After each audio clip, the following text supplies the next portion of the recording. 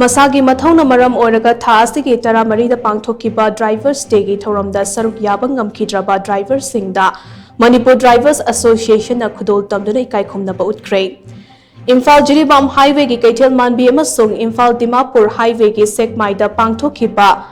Mateng Pangba aduta MDA gi President Saikom Babudon General Secretary KSH Sanjoy Advisor S Ganga Assistant Secretary KH Sangit Charan amade atai thaupuba kayasu saruk yakhe mateng pangba aduga mari lainana MDA gi President Saikom Babudon na hai driver sing na loriba thaudang sing adubai Ikai Khumnaba utpa oina chahi khudinge January 13 da drivers day gi thoram pangthoktuna lakle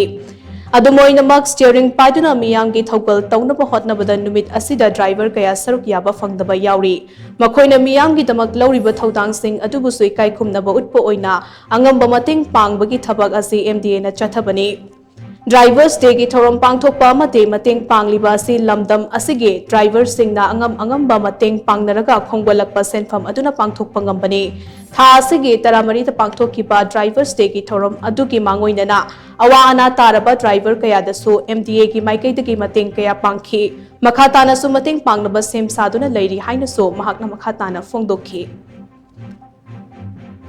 MASHAGI awana tarapa si ana thorapa matamda Manipur Driver Association MDA gi maigai degi akoina pijaba ngamjari se makoina akoida khali khali kattirangba kharga mateng tawkiba mayam du punjal leraga tawjaba ngambani aduna akoigi pangal loinaba geta akoigi dubloising lei bising se masida su anga mangamba kharga thawai yauna biningna nungsina